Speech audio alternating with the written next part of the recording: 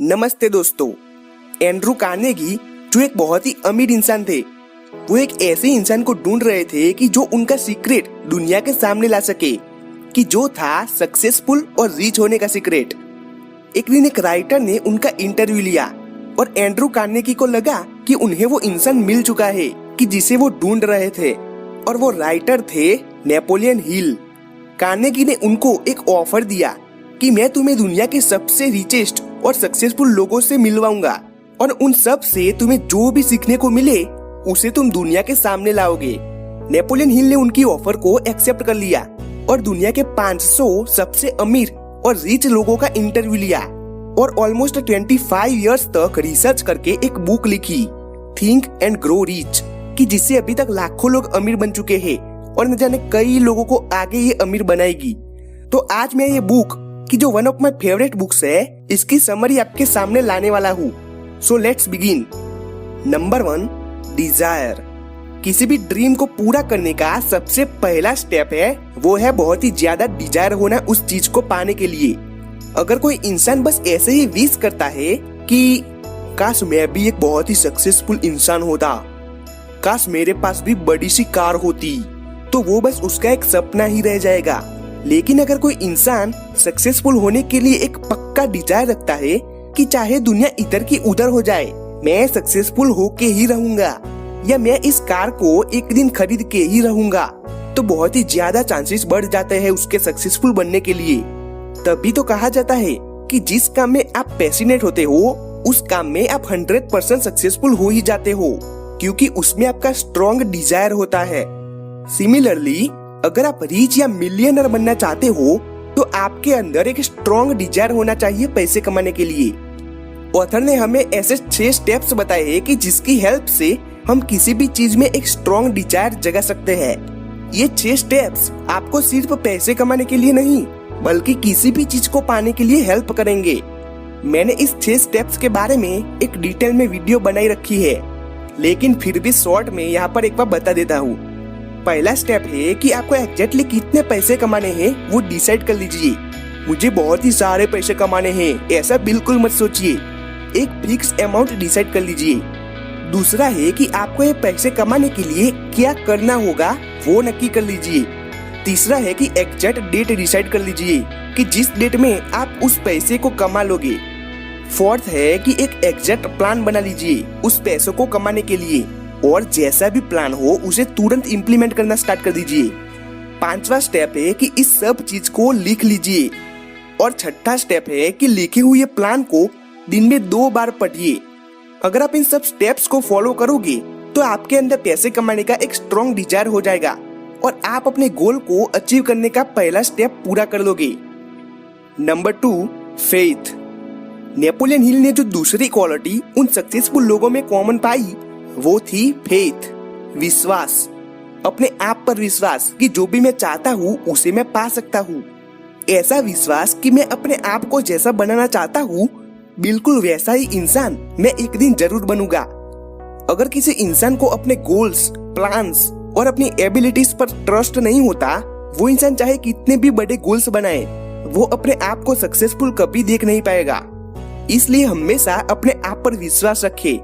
यकीन मानिए, फेथ बहुत ही बड़ी क्वालिटी है सक्सेसफुल लोगों की, कि जो आप में होनी बहुत ही ज्यादा जरूरी है। Number 3, auto suggestion. इमेजिन कीजिए कि आपका माइंड एक शिप है। आपका कॉन्शियस माइंड उस शिप का कैप्टन है और सब कॉन्शियस माइंड उस शिप का वर्कर। कॉन्शियस माइंड सिर्फ ऑर्डर देता है और सब कॉन्शियस माइंड उस ऑर्डर के हिसाब से उस शिप को चलाता है, उसे एक डायरेक्शन देता है। आपका कॉन्शियस माइंड सोचने का काम करता है और उसे हर वक्त बस यही सोचना पड़ता है कि मुझे शिप को किस डायरेक्शन की ओर ले जानी है। और आपका सबकॉन्शियस माइंड सोचता बिल्कुल भी नहीं है, वो सिर्फ कॉन्शियस माइंड से आए हुए ऑर्डर्स को फॉलो करता है। तो अगर उस शिप का कैप्टन अपने वर्कर्स को फालतू के ऑर्डर्स देकर कंफ्यूज करता रहेगा, तो वो शिप कभी भी अपने डेस्टिनेशन की ओर पहुंच नहीं पाएगी। तो बिल्कुल उसी तरह से आप अपने कॉन्शियस माइंड से जिस तरह के विचार करते हो, वो विचार आपके सबकॉन्शियस माइंड के लिए एक ऑर्डर होता है।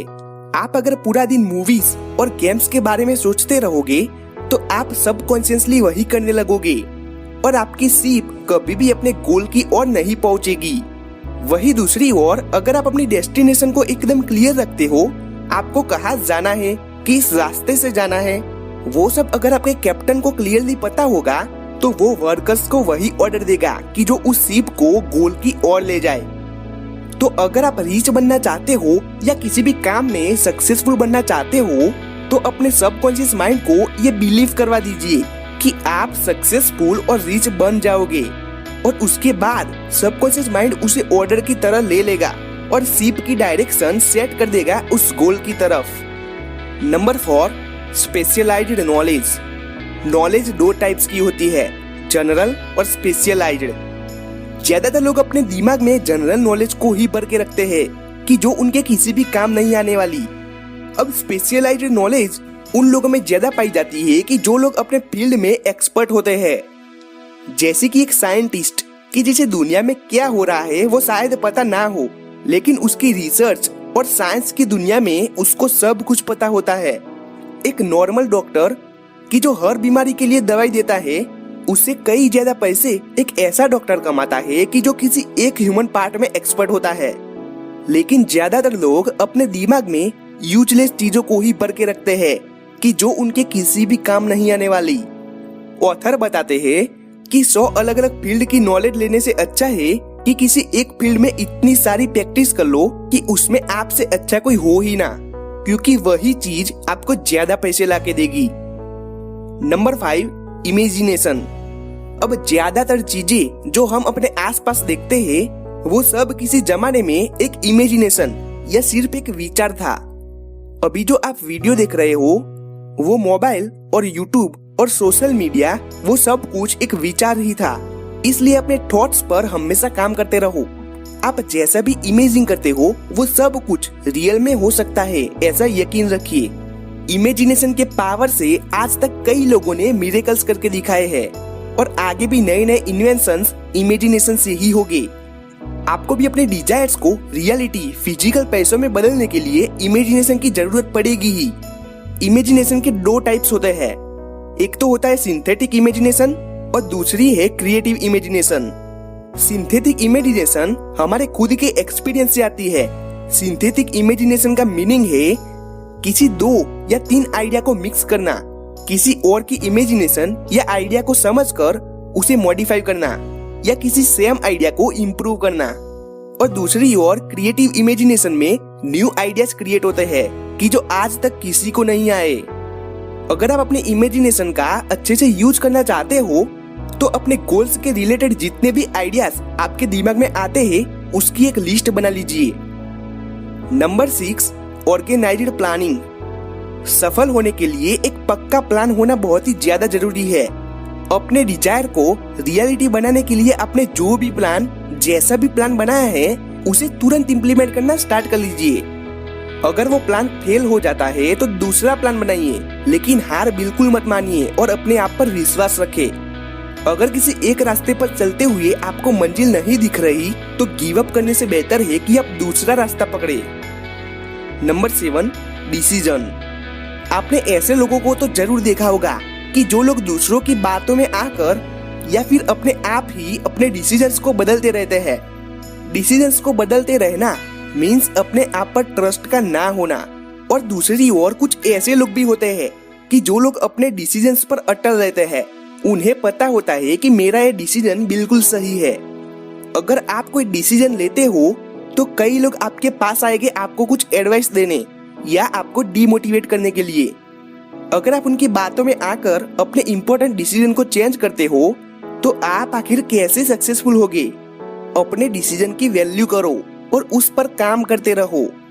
फॉर एग्जाम्पल, अगर कोई इंसान किसी बिजनेस को स्टार्ट करने का अपना डिसीजन लेता है तो कुछ लोग उन्हें डीमोटिवेट करने के लिए तैयार ही होते हैं, या फिर वो इंसान खुद ही आगे जाके अपने डिसीजन को बदल देता है।